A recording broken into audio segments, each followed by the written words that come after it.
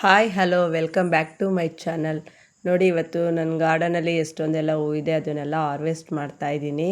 ನೋಡಿ ಎಷ್ಟು ದೊಡ್ಡ ದೊಡ್ಡ ಹೂವಿದೆ ಗಿಡದಲ್ಲಿ ಅಂದರೆ, ದಾಸವಾಳ ಅಂತೂ ತುಂಬ ಕಲರ್ಗಳಿವೆ, ತುಂಬ ಚೆನ್ನಾಗಿವೆ. ನೋಡಿ, ಇಷ್ಟು ಹೂವನ್ನ ಹಾರ್ವೆಸ್ಟ್ ಮಾಡಿದ್ದೀನಿ ನಾನು, ಎಷ್ಟು ಚೆನ್ನಾಗಿದೆ ಅಂತ. ನೋಡಿ, ಇದು ಬಂದ್ಬಿಟ್ಟು ತೋಟ. ಇದು ನಮ್ಮ ಊರಿಂದು, ಅಂದರೆ ನಾವು ಹುಟ್ಟಿ ಬೆಳೆದಂಥ ಊರಿನ ತೋಟ ಇದು. ಇದು ನಮ್ಮಪ್ಪ ಮಾಡಿರೋ ಅಂಥ ತೋಟ. ನೋಡಿ, ಆ ತೋಟಕ್ಕೆ ಹೋಗಿದ್ನಲ್ಲ, ಅದನ್ನು ದೀಕ್ಷಾ ನಾನು ಮುಂದೆ ನೋಡ್ತಾ ಇದ್ದೀನಿ, ಅವಳು ವೀಡಿಯೋ ಮಾಡ್ಕೊಂಡು ಬರ್ತಾ ಇದ್ದಾಳೆ. ಅಂದರೆ ಅವತ್ತು ಸ್ವಲ್ಪ ಹೊರಗಡೆ ಹೋಗಿದ್ವಿ, ಹಂಗೆ ತೋಟ ನೋಡ್ಕೊಂಡು ಬರೋಣ ಅಂತ ಹೋಗಿದ್ವಿ. ತೋಟ ಎಲ್ಲ ನೋಡ್ಕೊಂಡು ಬರುವಾಗ ದೀಕ್ಷಾ ಫುಲ್ಲು ವೀಡಿಯೋ ಮಾಡ್ತಾ ಇದ್ದಾಳೆ. ನೋಡಿ ಎಷ್ಟು ಚೆನ್ನಾಗಿದೆ ತೋಟ ಅಂತ. ಅಂದರೆ ಅದರಲ್ಲಿ ಅಡಿಕೆ ತೋಟ ಅಂತ ತೋರಿಸ್ತಿದ್ದಾರೆ ಅಂತೆಲ್ಲ ಅಂದ್ಕೋಬೇಡಿ. ಇನ್ನು ಹೋಗಿದ್ವಲ್ಲ ಅಂದ್ಬಿಟ್ಟು ಅವಳು ವೀಡಿಯೋ ಮಾಡಿದ್ದಾಳೆ ಅಷ್ಟೇನೆ. ಇದೆಲ್ಲ ಫುಲ್ಲು ಅಡಿಕೆ ತೋಟನೇ. ಮಧ್ಯದಲ್ಲಿ ಒಂದೊಂದು ತೆಂಗಿನ ಮರ ಇದೆ ಈ ಕಡೆ ಲಾಸ್ಟಲ್ಲಿ. ಫುಲ್ಲು ಅಡಿಕೆ ತೋಟನೇ ನಾವು ಮಾಡಿರೋಂಥದ್ದು. ಅಪ್ಪ ಚೆನ್ನಾಗಿದೆ ತೋಟನೂ, ನೋಡ್ತಾ ಇರ್ಬೋದು. ನೋಡಿ, ಎಲ್ಲ ವೀಡಿಯೋನ ಫುಲ್ಲು ಮಾಡಿದ್ದಾಳೆ ಅವಳು. ಮಾಡಿ ಈ ಸೈಡ್ ಬರುವಾಗ ನೋಡಿ, ಅಲ್ಲಿ ಎಷ್ಟು ಗಿಡಗಳೆಲ್ಲ ಬೆಳ್ಕೊಂಡಿದೆ. ಈ ಥರ ಅಡಿಕೆ ತೋಟದಲ್ಲಿ ಗಿಡ ಬೆಳ್ಕೊಂಡಿರತ್ತವೆಲ್ಲ ನಮ್ಮ ಮನೆಯವರು ಹೋಗಿ ಕೆಲಸ ಎಲ್ಲ ಮಾಡಿ ನಮ್ಮನ್ನು ನೋಡ್ಕೊಂಡಿದ್ದಾರೆ.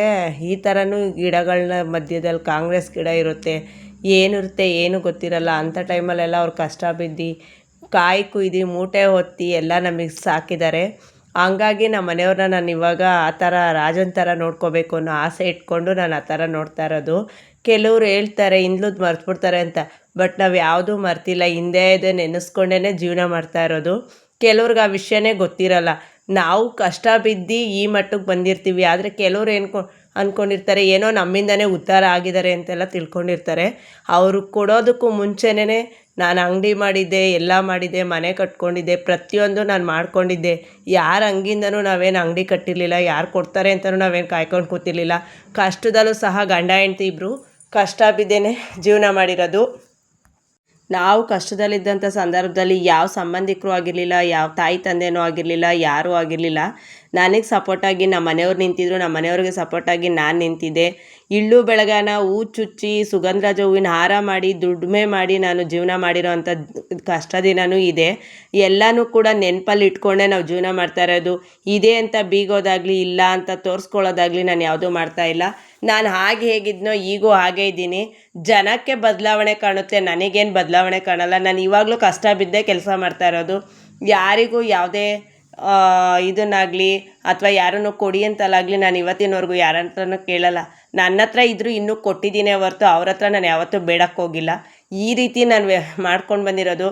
ನನಗಿಬ್ಬರು ಹೆಣ್ಮಕ್ಳು ಇರೋದ್ರಿಂದ ನಮ್ಮ ಜವಾಬ್ದಾರಿ ಜಾಸ್ತಿ ಇರೋದ್ರಿಂದ ಗಂಡ ಹೆಂಡ್ತಿ ತುಂಬಾ ಕಷ್ಟ ಬಿದ್ದು ನಾವು ಈ ಜೀವನನ ಕಟ್ಕೊಂಡಿರೋದು. ಯಾರೂ ಬಂದು ನಮಗೇನು ಸಪೋರ್ಟ್ ಮಾಡಿರಲಿಲ್ಲ. ಇವತ್ತು ಇರ್ಬೋದು ಅಂತ ಬೀಗೋದಕ್ಕೆ ಹಿಂದಿನ ದಿನನ ತುಂಬ ಚೆನ್ನಾಗಿ ನೆನಪಿಸ್ಕೊಬೇಕು. ಆ ಅರ್ಥ ನನಗಾಗಿರೋದ್ರಿಂದ ನಾನು ಯಾರಿಗೂ ಯಾವುದೇ ರೀತಿ ಸಹಾಯ ಮಾಡೋದಾಗಲಿ ಅಥವಾ ಕೊಡಿ ಅಂತ ಕೇಳೋದಾಗಲಿ ಯಾವುದೂ ಮಾಡಲ್ಲ. ಯಾಕೆಂದರೆ ನಾನು ಬಿದ್ದಿರೋ ಕಷ್ಟನ ಯಾರೂ ಬೀಳಬಾರ್ದು ಅನ್ನೋ ಉದ್ದೇಶದಿಂದ, ಅದರಲ್ಲೂ ನನ್ನ ಮಕ್ಕಳಿಗೆ ಯಾವುದು ಬರಬಾರ್ದು ಅನ್ನೋ ಉದ್ದೇಶದಿಂದ ನಾನು ಈ ವಿಡಿಯೋದಲ್ಲಿ ಹೇಳ್ತಾ ಇದ್ದೀನಿ. ನನಗೆ ಎಷ್ಟು ಕಷ್ಟ ಇತ್ತೋ ಆ ಕಷ್ಟ ನನ್ನ ಮಕ್ಕಳು ಬೀಳಬಾರ್ದು. ಆದರೂ ನಾನು ಇವತ್ತು ಕಷ್ಟ ಬೀಳ್ತಾ ಇದ್ದೀನಿ ಅಂತ ಅಂದರೆ ಜೀವನನ ಯಾವ ಥರ ತಿಳ್ಕೊಂಡಿದ್ದೀನಿ ಅದನ್ನು ಅರ್ಥ ಮಾಡ್ಕೋಬೇಕು. ಸುಮ್ಮನೆ ಹಿಂದೆ ಒಂದು ಮುಂದೆ ಒಂದು ಮಾತಾಡೋ ಅಂಥ ಜನಕ್ಕೆ ಇದು ಉತ್ತರ ಆಗಲಿ ಅಂತಲೇ ಈ ವಿಡಿಯೋದಲ್ಲಿ ಹೇಳ್ತಾ ಇರೋದು. ಯಾಕೆ ಅಂದರೆ ನಾನು ಬಿದ್ದಿರೋ ಕಷ್ಟ ನೋಡಿದ್ರೂ ಎಲ್ಲ ರೀತಿಲೂ ಬೆನ್ನಿಂದೆ ಮಾತಾಡ್ತಾರೆ. ಬೆನ್ನಿಂದೆ ಮಾತಾಡೋರ ಬಗ್ಗೆ ನಾನು ತಲೆ ಕೆಡಿಸ್ಕೊಳ್ಳಲ್ಲ. ಮಾತಾಡೋ ಧೈರ್ಯ ಇದ್ದರೆ ಮುಂದೆ ಬಂದು ಮಾತಾಡಬೇಕು. ಯಾಕೆ ಅಂದರೆ ನಾನು ಕಷ್ಟ ಕಾಲದಲ್ಲಿ ನನಗೆ ಹೂವಿನ ಗಿಡನೇ ಆಗಿರ್ಬೋದು, ಹೂವನ್ನೇ ಆಗಿರ್ಬೋದು, ತರಕಾರಿನೇ ಆಗಿರ್ಬೋದು, ಅದು ನನಗೆ ಲೈಫ್ ಕೊಟ್ಟಿರೋದು. ಈ ಅಡಿಕೆ ಗಿಡದ ದುಡ್ಡು, ತೆಂಗಿನ ಗಿಡದ ದುಡ್ಡು ಯಾವುದೂ ನನಗೆ ಬಂದು ಲೈಫ್ ಕೊಟ್ಟಿರಲಿಲ್ಲ. ಯಾಕೆ ಅಂದರೆ ಅವತ್ತು ನಾನಿದ್ದ ಕಷ್ಟದಲ್ಲಿ ನನಗೆ ಕೈ ಹಿಡ್ದಿರೋದು ಹೂವಿನ ಗಿಡ ಮಾತ್ರ. ಬೇರೆ ಯಾವ ಸಂಬಂಧಿಕರಾಗಲಿ, ಯಾವ ಅಪ್ಪ ಅಮ್ಮ ಆಗಲಿ ಯಾರೂ ಬಂದು ಕೈ ಹಿಡ್ದಿರಲಿಲ್ಲ. ನೋಡಿ, ಇದೆಲ್ಲ ನಮ್ಮ ತೋಟದ್ದು ವಿಡಿಯೋ ಇಷ್ಟೋ ತನಕ ತೋರಿಸಿದ್ದು. ಇದು ಬಂದ್ಬಿಟ್ಟು ನಮ್ಮ ಎದುರುಗಡೆ ತೋಟದಲ್ಲಿ. ನೋಡಿ, ಹಳ್ಳಿ ಕಡೆ ಇರಬಾರ್ದು, ಹಳ್ಳಿ ಕಡೆ ಏನು ಸೌಕರ್ಯ ಇರುತ್ತೆ ಅಂದರೆ ನೋಡಿ, ಈ ಥರ ಫ್ರೆಶ್ ಆಗಿ ಸೊಪ್ಪಿನ ಮಡಿಗಳನ್ನ ಮಾಡಿ ಸೊಪ್ಪನ್ನ ಚೆಲ್ತಾರೆ. ಇದು ನಮ್ಮ ಎದುರುಗಡೆ ಮನೆ ಆಂಟಿಯವರು ಚೆಲ್ಲಿರೋ ಅಂಥ ಸೊಪ್ಪು 3 ಮಡಿ ಮಾಡಿದ್ದಾರೆ. ಎಷ್ಟು ಚೆನ್ನಾಗಿ ಮಾಡಿ ಸೊಪ್ಪನ್ನು ಚೆಲ್ಲಿದ್ದಾರೆ ಅಂದರೆ ತುಂಬ ಚೆನ್ನಾಗಿ ಚೆಲ್ಲಿದ್ದಾರೆ. ಅದನ್ನು ಕೂಡ ನಮ್ಮ ದೀಕ್ಷಾ ವೀಡಿಯೋ ಮಾಡ್ಕೊಂಡಿದ್ದಾಳೆ. ಆಮೇಲೆ ನಾವು ಸೊಪ್ಪಿನ ಮಡಿನೆಲ್ಲ ವೀಡಿಯೋ ಮಾಡ್ತಾ ಇದ್ವಲ್ಲ, ಆಂಟಿಗೆ ಹೇಳ್ತಾ ಇದ್ದೆ ಇಷ್ಟು ಸೊಪ್ಪು ಒಬ್ಬಳೇ ತಿಂತೀಯ ಅಂದಿದ್ದಕ್ಕೆ ಡೈಲಿ ಬೇಡವಾ ಅಂತ ಅಂದರು. ಸರಿ ಅಂದ್ಬಿಟ್ಟು ನಾವು ಆಮೇಲೆ ಯಾರೋ ಒಬ್ಬರು ಕಸ್ಟಮರ್ ಬಂದಿದ್ರು ಅಂತ ಫೋನ್ ಮಾಡಿದ್ರು ಅಂತ ನಾವು ಮತ್ತೆ ಊರಿಗೆ ಬಂದ್ವಿ. ನೋಡಿ ನಾವು ಊರಿಗೆ ಬಂದಮೇಲೆ ಇವರು ಪ್ರಮೀಳಾ ಅಂತ ಹೇಳಿಬಿಟ್ಟು ಇವರು ಎಲ್ಲಿಯವರು ಅಂದರೆ ಶಿರಾ ತುಮಕೂರು ಮಧ್ಯೆ ದೊಡ್ಡಾಲ್ಮರ ಅಂತೇಳಿ ಅಲ್ಲಿಂದ ಬಂದಿದ್ದಾರೆ ಸೇವಂತಿಗೆ ಗಿಡ ತೊಗೊಳೋದಕ್ಕೆ ಅಂತ. ಅವರು ಗಾರ್ಡನ್ ಎಲ್ಲ ಆಲ್ರೆಡಿ ನಾನು ಬರೋಕ್ಕೂ ಮುಂಚೆನೇ ನೋಡಿ ಕೂತಿದ್ರಂತೆ. ಇಷ್ಟು ಚೆನ್ನಾಗಿ ಗಾರ್ಡನ್ ಮಾಡಿದ್ದೀರಾ ಅಕ್ಕ, ನಾನು ನಿಮ್ಮ ಗಾರ್ಡನ್ ಎಲ್ಲ ನೋಡ್ಕೊಂಡು ಬಂದು ಕೂತ್ಕೊಂಡೆ, ನಿಮ್ಮ ದೊಡ್ಡ ಮಗಳು ಹೇಳಿದ್ರು ಅಂತ. ಯಾರೂ ಗಾರ್ಡನಿಗೆ ಬಿಡಲ್ಲ, ಆದರೆ ನೀವು ಗಾರ್ಡನ್ ನೋಡೋದಕ್ಕೆ ಬಿಟ್ಟಿದ್ದೀರಾ, ತುಂಬ ಚೆನ್ನಾಗಿದೆ ಗಾರ್ಡನ್ನು ಅಂತೆಲ್ಲ ಹೇಳ್ತಾಯಿದ್ರು. ಅವ್ರ ಹತ್ರ ಮಾತಾಡ್ತಾ ಇದ್ದೆ, ಈ ಥರ ಎಲ್ಲ ಗಿಡ ಇದೆ ನೋಡಿ ಅಂತ. ಅವರು ಫೋಟೋಗಳನ್ನ ನನ್ನ ಗಾರ್ಡನಿಗೆ ಬಂದು ತೆಗ್ದಿದ್ರಂತೆ. ಅದೇ ಥರ ಗಿಡ ಕೊಡಿ ಅಕ್ಕ ಅಂತ ಕೇಳ್ತಾಯಿದ್ರು. ಆಮೇಲೆ ದೀಕ್ಷಾ ಅಲ್ಲಿ ಹೋಗ್ಬಿಟ್ಟು ಹೂವೆಲ್ಲ ನೋಡ್ಬಿಟ್ಟು ನೋಡ್ತಾ ಇದ್ಲು, ಏನೇನೋ ಮಾತಾಡ್ತಾ ಇದ್ಲು ಅವಳು.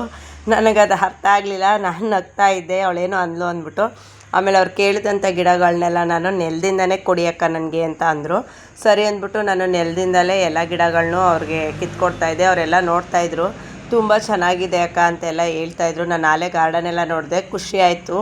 ನೋಡಿ ನೀವು ಎಷ್ಟು ಚೆನ್ನಾಗಿ ಬೆಳೆಸಿದ್ದೀರಾ, ನಂಗೆ ಈ ಥರ ಗಿಡ ಕೊಡಿ, ನೋಡಿ ನಾನು ನಿಮ್ಮ ಗಾರ್ಡನಲ್ಲೇ ಬಂದು ಫೋಟೋ ಎಲ್ಲ ತಕ್ಕೊಂಡಿದ್ದೀನಿ, ಅದೇ ಥರದ್ದೇ ಗಿಡಗಳನ್ನ ನನಗೆ ಕೊಡಿ ಅಂತ ಕೇಳಿದ್ರು. ನಾನೆಲ್ಲ ಹುಡುಕ್ಬಿಟ್ಟು ಅವರಿಗೆ ಯಾವ ಥರ ಸಸಿ ಬೇಕೋ ಆ ಸಸಿನೆಲ್ಲ ಕಲರ್ ನೋಡಿಬಿಟ್ಟು ಕಿತ್ಕೊಟ್ಟು ನೆಲದಲ್ಲೇ ಕಿತ್ಕೊಡಿ ಅಕ್ಕ ನನಗೆ ಅಂದರು. ಅವ್ರು ನಾನು ನೆಲದಲ್ಲೇ ಕಿತ್ಕೊಡ್ತಾಯಿದ್ದೆ, ಉದ್ದ ಸಸಿನೇ ಕಿತ್ಕೊಡ್ತಾಯಿದ್ದೆ.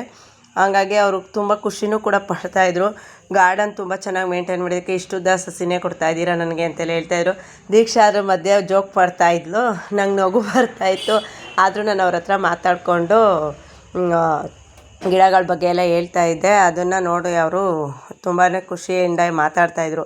ಈ ಥರ ಎಲ್ಲ ಈ ಗಾರ್ಡನ್ನು ತುಂಬ ಚೆನ್ನಾಗಿ ಮೇಂಟೈನ್ ಮಾಡಿದ್ದೀರಾ ಅಕ್ಕ ಅಂತೆಲ್ಲ ಹೇಳ್ತಾಯಿದ್ರು. ಹಾಗಾಗಿ ನಾನು ಅವ್ರ ಹತ್ರ ಮಾತಾಡ್ತಾಯಿದ್ದೆ.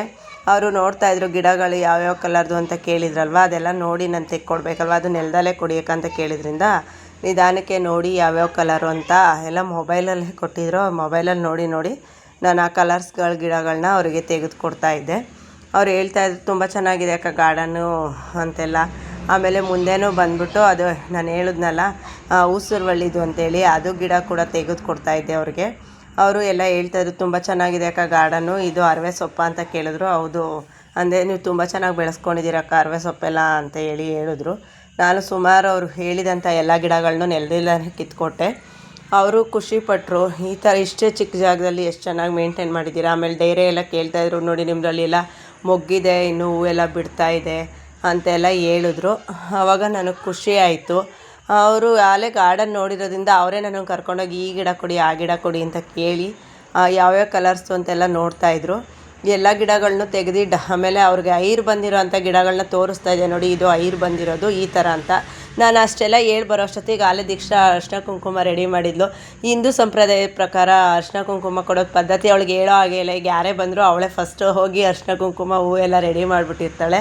ಅವ್ರಿಗೂ ಮನೆ ಕರ್ಕೊಂಡು ಬಂದು ಅರಿಶಿನ ಕುಂಕುಮ ಎಲ್ಲ ಕೊಡ್ತಾಯಿದ್ಲು. ನನಗೂ ಖುಷಿ ಆಯಿತು. Thank you for watching. ಇನ್ನೂ ಒಳ್ಳೆ ವೀಡಿಯೋಗಳೊಂದಿಗೆ ಮುಂದಿನ ವೀಡಿಯೋದಲ್ಲಿ ಸಿಗ್ತೀನಿ. ನಮಸ್ಕಾರಗಳು.